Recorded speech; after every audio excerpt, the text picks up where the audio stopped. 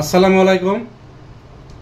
তো আজকে খুব একটা দুঃখজনক ঘটনা ঘটলো আমাদের জন্য, কারণ আমাদের আসামের একটা টপ সিঙ্গার জুবিন গার্গ, কারণ ওনারে এমন কোনো মানুষ নাই যে ভালো পাইতো না।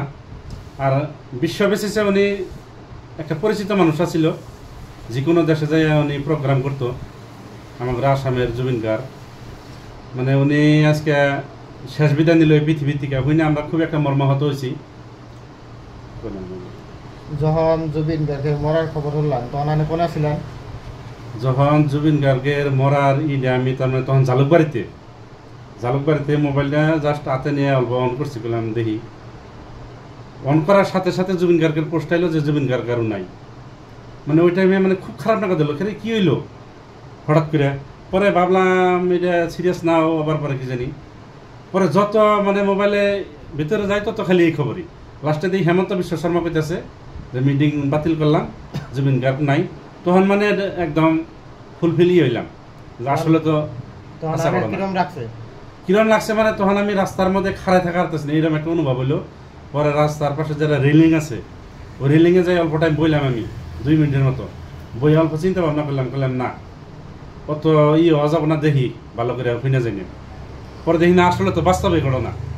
তাও সিঙ্গাপুর যাইয়া জুবিন গার্গ একটা গান গাইছিল, আকাশ সুবর মন সাগরের তলি থুবলই মন। আসলে সেই কথাটা বাস্তবে হইলো। আল্লাহ তাআলা ওনার কথাটা বোধহয় শুনছিল, সাগরে ওনার মৃত্যুবরণ হইলো। খুব একটা খারাপ লাগছে, দুঃখজনক ঘটনা আমাদের জন্য। আমাদের এখানে আরো মানুষ আছে, আরেকজন মানুষ আছে, এর কাছে কিছু শুনবার চাই যে জুবিন গার্গ মরার খবর আনে কিরম লাগছে। অন্তরটা খুবই ভেঙে পড়ছে। তার কারণ আমাদের আসামের একটা গর্বিত মানুষ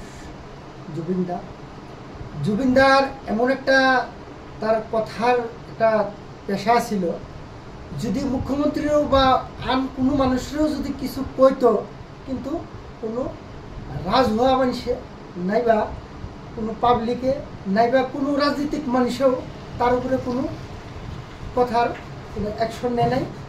যার জন্যে এই জন্যই নেয় নাই, কিন্তু এরকম জুবিনদা আর দ্বিতীয়বার যে এই আসামে হবে না, যার জন্যে তার মানে মানুষের ছোটো বড় জাতি হিন্দু মুসলমান সবাই জানে যে এইরকম জুবিনদা আর জীবনে পাওয়া যাবে না। যার জন্যে ও ভুল কোক আর শুদ্ধ কোক জুবিন। আর জুবিন রে আমি ফেস টু ফেস 2বার লোক পাইছি বাস্তবে।